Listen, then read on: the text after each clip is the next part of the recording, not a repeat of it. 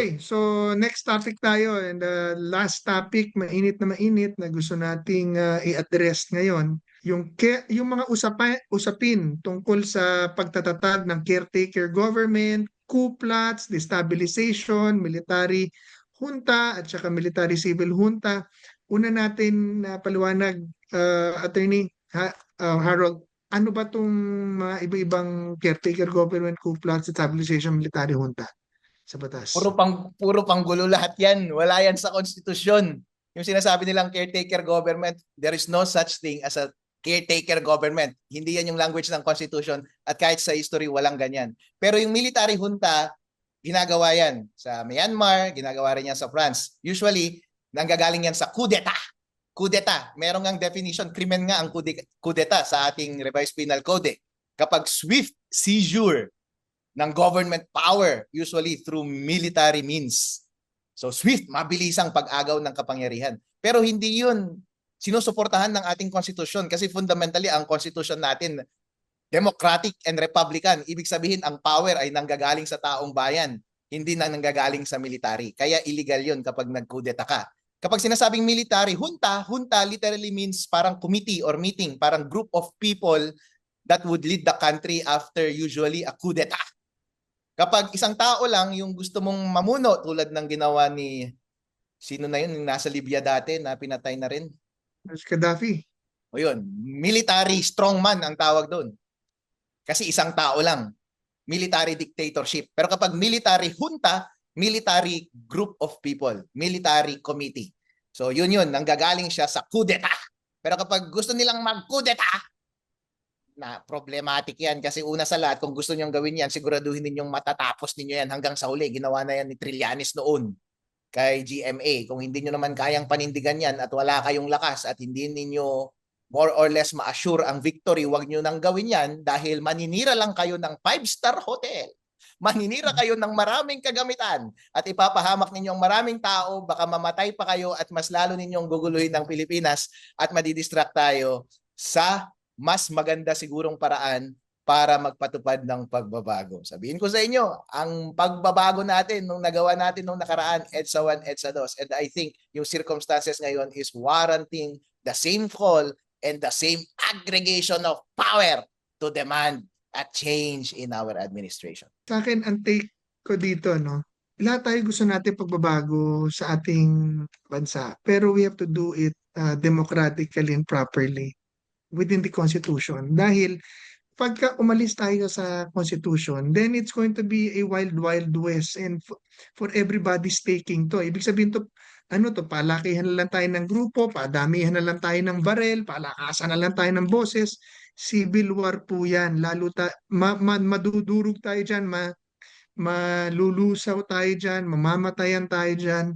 At baka ending pa nito, sakupin tayo ng China dahil yan ang sinabi kanina ni General Browner na yan ang intelligence nila, yan ang binabalak ng China. Gusto nila magkagulo ang Pilipinas para pasukin ng China. Pero hindi na kailangan pumasok ng China rito kung gusto lang manakop dahil mga komunista yun ang ginagawa eh. So ang puntos po natin dito, itong mga usapan ng caretaker government and anything outside the Constitution, wag po nating patulan yan. Meron po tayong sistema dito sa ating bansa, sa ating konstitusyon na dapat nating i-hold ang pagpapatupad o sundin. Yung coup plots, stabilization, military. Kasi una-una, pagka sinabi mong, junta, caretaker government, sige, sinong mamumuno? Kayo? Pamumunuan nyo kami? Di ba? Bakit? Mag-election tayo, di ba? Papasok ang militar, hindi, civilian tsaka military combined. So civilian, military, junta. O sino nga mamumuno? Kayo, puro kayo walang mandato. Di parehas din. Kaya nga tayo nagpo-protesta sa korupsyon eh. Tapos yung pala, ang mga nagpo-protesta, puro corrupt din na gusto lang pala mang-agaw ng kapangyarihan. So, yan pong iwasan natin. Huwag ho natin i-entertain yan. May mga paraan dyan lang saligang batas. Hindi problema talaga kasi itong saligang batas natin. Kaya, ako, I've been advocating for a constitutional convention matagal na para talagang repasuhin yung ating outdated constitution. Unang-una, ang constitution ho talaga dapat madaling palitan yan.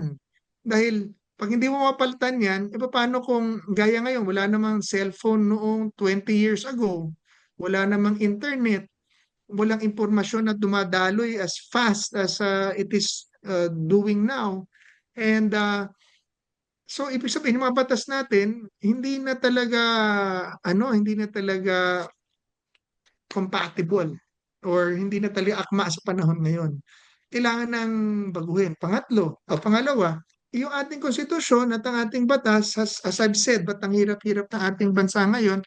Dahil because of our laws and our constitution, binigyan natin ng sobrang kapangyarihan ng presidente at kongreso at ang mga oligarko magsama-sama para pagsamantala ng kayamanan ng ating bansa. Kaya makikita mo po ang mga leaders natin ngayon, presidente, senador, congressman, lahat hawak ng mga mayayamang oligarchs na kino-corner ang business ng bansa kaya hindi makapasok ang competition, ibang mga negosyo to bring more jobs dahil the law is being tailored fit para sa kanila dito. Kaya sila lang ang mayaman. Sinasabi ng talaan that 1% or I think their top 50 families in the Philippines controlling 40% or 14% of the economy.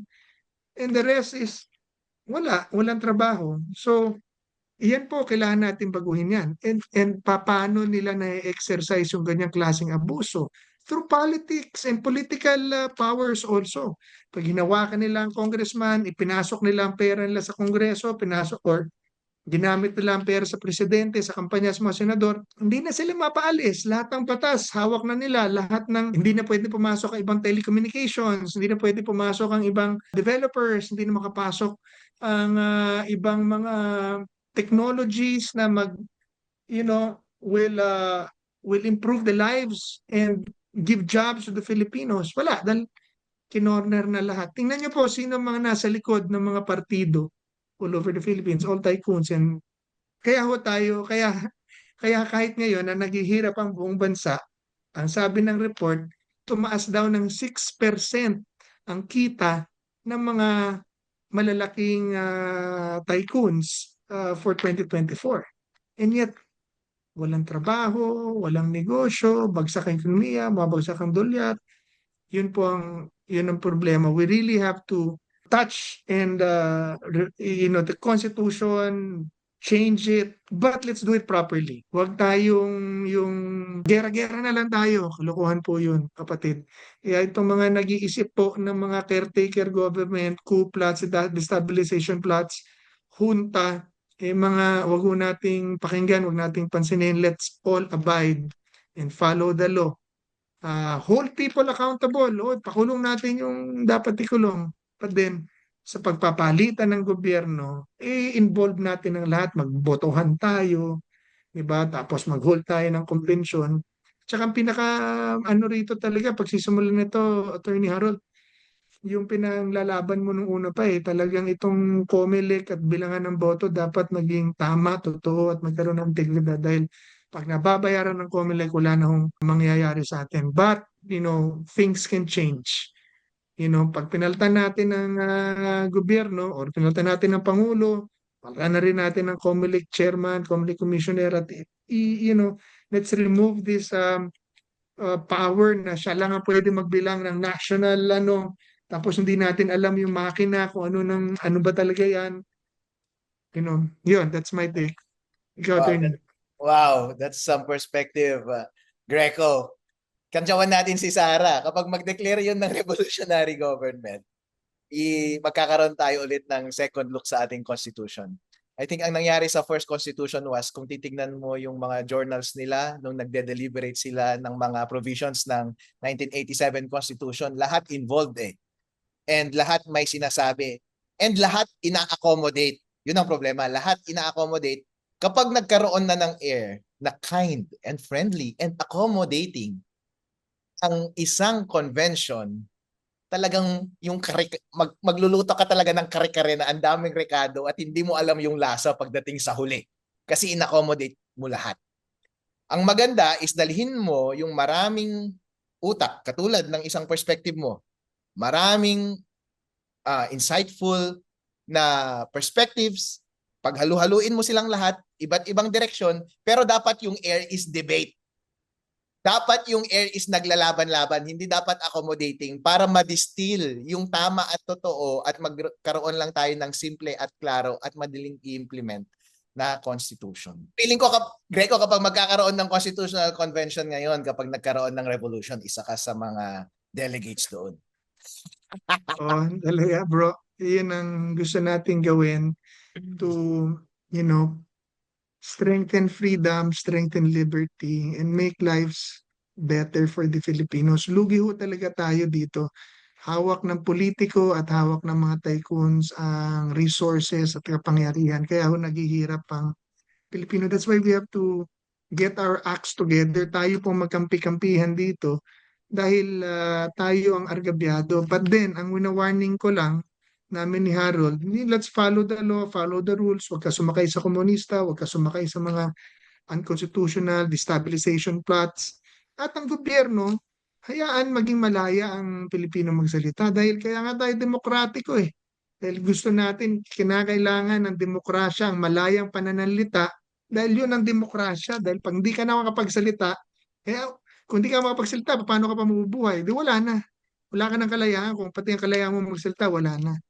No? So, okay. So, we've come to the last part of our show. Kung show na ito, I hope nakatulong sa inyo. Pero ngayon, pupunta na ho tayo dito sa summarize ko lang yung masasabi namin ni Harold. Sundin natin batas, basically. Respetuhin natin ang batas, pero maging matapang tayo at sabihin natin ang totoo. Huwag tayo magpaloko, maging matalino, iingat sa mga kasama. Sa November 30 rally, nga sabi ko kanina, magprotesta tayo pero huwag tayo sumali sa kaliwa.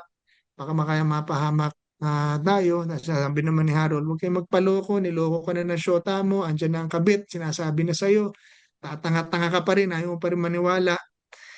Wala na kami magagawa sa'yo. Diba? So, we are promoting stability, respect of law, do not speculate, pero let's hold the government officials accountable. So, last words, anything you want to add, Harold?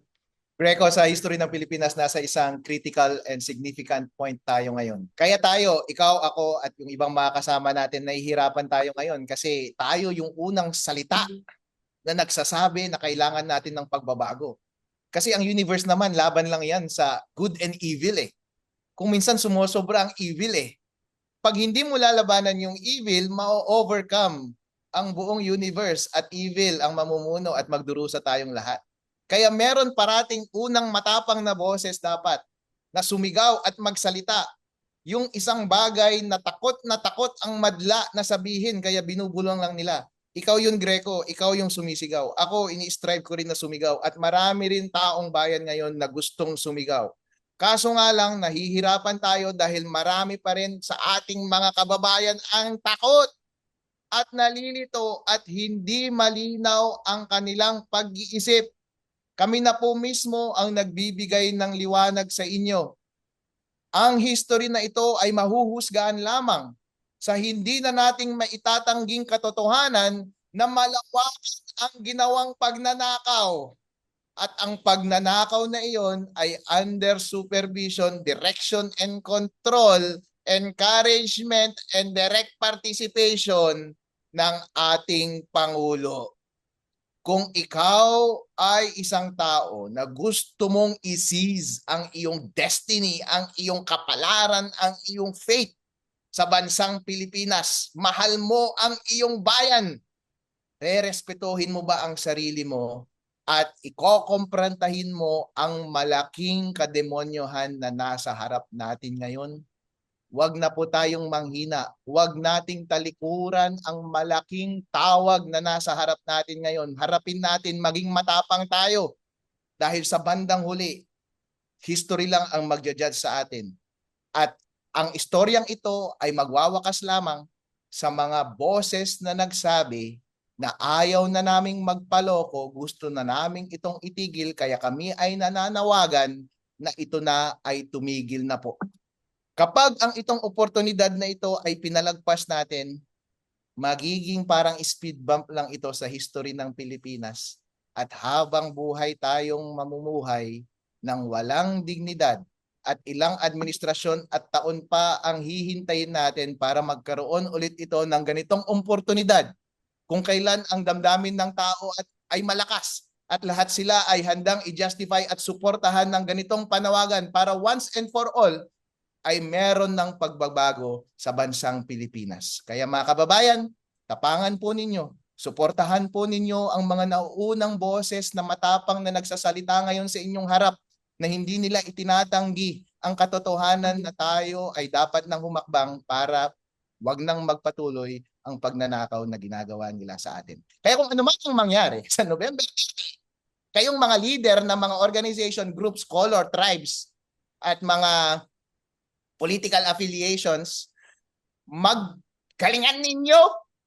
Huwag kung ano-anong mga sinasabi at strategy ninyo. Mag-unite po tayo sa iisang layunin at iisang paraan kung gusto nating maging successful. Huwag tayong manggulo at i-accommodate natin yung mga katulad ko. Katulad ni Greco actually. Neutral lang naman kami, sa totoo lang. Ayaw namin ng gulo. Kaya lang naman ako sumali last time kasi si Greco, mabait yan eh, inimbitahan niya ako. Eh kapag hindi ako inimbitahan yan, hindi naman ako sasama sa mga yun, ang gugulo ng mga tao. Pero po, kapag ang tono ng ating November 30 rally ay inclusive, hindi tayo masyadong radikal, hindi natin i-exclude yung iba, hindi kung ano-ano, kung saan-saan ang mensahe natin, magagawa nating masaya and fun yung event at may encourage natin yung tao at magkakaroon lamang ng iisang utak ang damdamin ang buong taong bayan ng Pilipinas. At kung ano man ang ininanais natin ay makakamit po natin sa pamamagitan lamang ng ating kapangyarihan. In short, people power. Tama mga kaibigan, at alamin lang natin ang totoo, gawin natin ang tama, at ang bayan, huwag nating maneobrahin, dapat natin tong gabayan. So ito po ang inyong kaibigan, Greco, the Pork Barrel Buster, Belica, and attorney, the man, Harold Respicio. Yeah, Thank buddy. you for listening. Respi Show! Nasa pangatlong topic na po tayo, itong mga lumulutang na mga usap-usapan, mga chismis. Kasi nga mayroon pong mga balita, no? Allegedly, may mga nagpaplano ng civilian military junta magsasama, tatanggalin itong gobyerno, pipilitin na tapusin ang pamamahala ng current government at magtatatag ang mga business people at sa tulong ng military. Sila ay magpapatakbo. O kudita naman, yung daw mga militar, yung datayo ng military, sila po yung magpapatalsik sa pamahalaan. At temporarily, dapat, no, sabi nila, gano'n ang military junta, ang idea, pansamantala, sila muna ang uupo sa pamahalaan sa pamamagitan ng lakas ng militar, sandata, hanggang hindi naayos. Unang-una, hindi ko malaman kung saan yung nagsimula, paano nagkaroon ng paniniwala ang Pilipino na ang simbahan at ang Estado ay hindi pwedeng maghalo at magtulungan. Meron sinasabi dyan na separation of church and state, no? Yan yung, syempre, nasa constitution po yun, maliwanag, na meron pong separation, pagkakahiwalay, distinct ang iglesia, ang religious sector, at ang estado, ang pamahalaan. Hindi ko po malaman kung bakit lumaki po yung pagkakamali sa paniniwala dyan.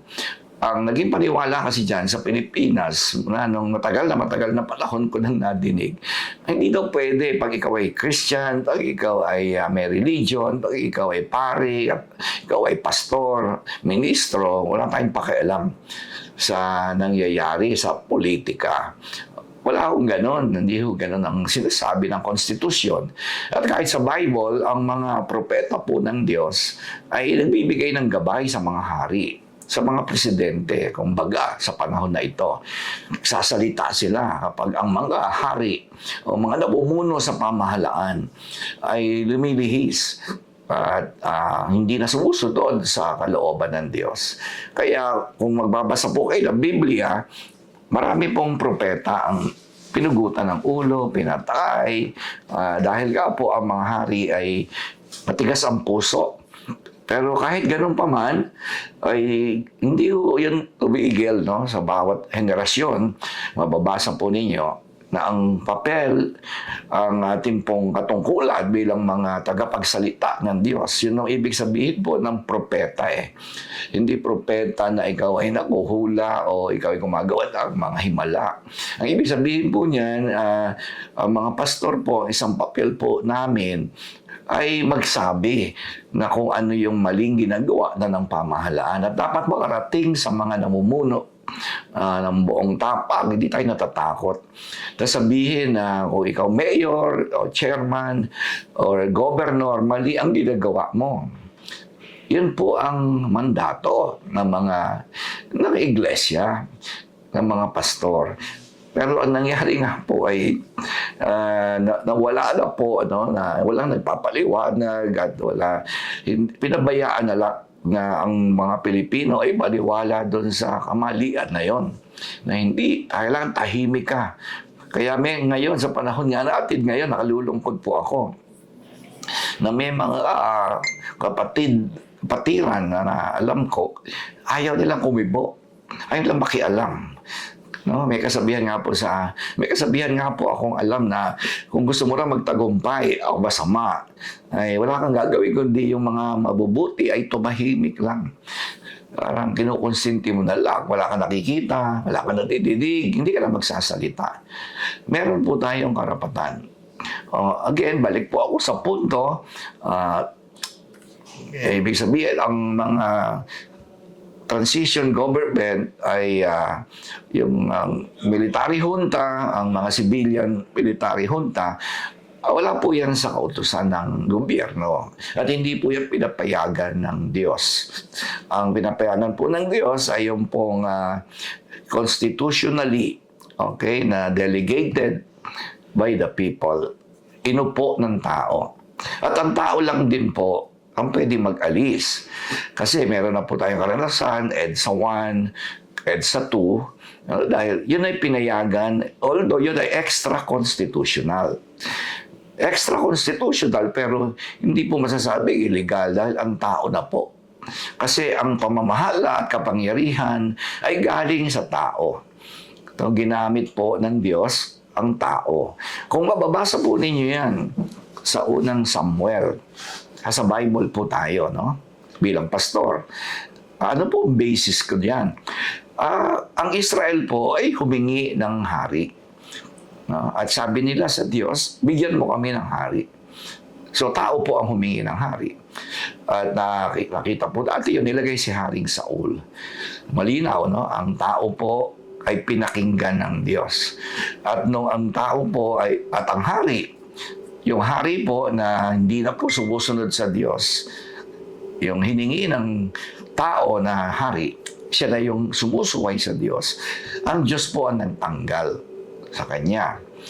Okay? Hindi po sa marahas na paraan, kundi sa pamamaraan ng Diyos. Hindi po nagkaroon po doon ng mga giyera po sa loob ng palasyo o Malacanang, tinanggal yung hari. Hindi ho. Kundi ang Diyos po. Kaya dyan po ang atin pong magagawa lang bilang mga Kristiyano ay yun nga, magsalita dahil karapatan natin yan. Nasa konstitusyon po yan. Iparinig natin sa palasyo na mahal na presidente, mali na ang ginagawa mo. Okay, yun na po yun. At pag ang tao hindi kumibo, mas lalo pong masama ang mangyayari sa atin. Kasi ang Diyos po, ginagamit ang tao. Okay, at kung tayo po ay makabuo ng consensus na talagang ang Pilipino ay hindi na makatagal sa ganitong ginagawa ng mga nakaupo, no? Dahil mahal natin ang bayan. Hindi po pinag-uusapan na mahal ko ang isang politiko o mahal mo yung isang politiko.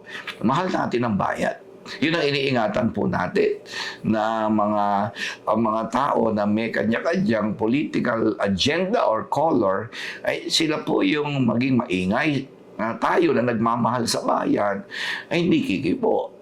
Tayo po ng mga Kristiyano na nagmamahal sa Diyos at nagmamahal sa bayan, tayo dapat marinig. Kasi pag hindi tayo nadinig, yung mga komunista, yan kasamantalahin nila yan tong kaguluhan na ito. Yan ang iniintay po nila. At sila po ay may armas. Sila po ay agresibo. Mas agresibo pa sila sa mga matutuwid. Dapat tayo mga matuwid, ang mga tinawag ng Diyos, para tayo po nag-upo sa Pangulo. Tayo rin ang magsasabi, mahal na Pangulo, baka naman kung hindi mo na kayang mabuno, yun po hindi po yun bawal. Hindi rin bawal sa konstitusyon. At ang Diyos po, hindi tayo sumusuway sa Diyos. Pero kaysa naman magkaroon ng ano gusto natin, magkaroon ng military takeover, mas lalong delikado po yun. Magkaroon po ng illegal takeover, mas lalong delikado po yun. Hanggang doon lang po tayo sa parameter of law bilang mga Kristiyano. Kaya po yung mga lumulutang na balita na yan, na civilian military junta, ayaw natin yan. Lalangin tayo. Military takeover, ayaw din po natin. Kudita, ayaw din po natin yan. Kung ayaw makinig ng Pangulo sa sinasabi natin, the Mr. President is about time to step down, di okay lang po yun. Di impeach natin dahil yun po ay constitutional. Maglagay po tayo, maghain po tayo ng mga reklamo sa tamang mga institusyon, Congress, maghain ng impeachment complaint. Pag hindi pa rin po nagtagumpay ang impeachment complaint, batas pa rin ang sundin natin, hintayin na natin ang 2028. Pero ang Diyos po, kung gusto niya pong alisin ang ating Pangulo, wala po tayong magagawa doon. At siya po ang may kapangyarihan sa lahat. Pero never po na tayo ay gagawa ng marahas na hakbang. Okay, katulad ng mga lumulutang na mga kudeta, mga rumors, mga bali-balita, na violent takeover, hindi po tayo makikiisa po dyan. Kaya dapat, mga kapatid, sa Panginoon, manalangin po tayo. Huwag tayong lalagpas sa parameters of the law. Tayo po ay nasa ilalim ng batas. Yun po ang sinasabi ng Bible na ang lumalaban sa pamahalaan ay lumalaban sa Diyos. No, ibig sabihin nun, hindi na po tayo sumusunod sa batas. Yan, kapag hindi na po tayo sumunod sa batas, may karapatan po ang pamahalaan na tayo po ay habulin at i-prosecute at ikulong kasi yun po ay under sa kanilang jurisdiction. May kapangyarihan po sila. Ang kapangyarihan po natin, mga kapatid, Kristiyano, alright, huwag kayong matakot. Under po tayo sa salita ng Diyos. Ang kapangyarihan po natin ay nag-i-emanate kapag tayo po ay sumusunod sa batas. Pag sumusunod tayo sa batas, lahat ng actions natin ay tutulungan tayo ng Diyos. At yun lang po. Maraming salamat, Chairman Greco. Thank you sa time, the Attorney Harold. God bless you po. Pagpalain ng Diyos sa ating bayan.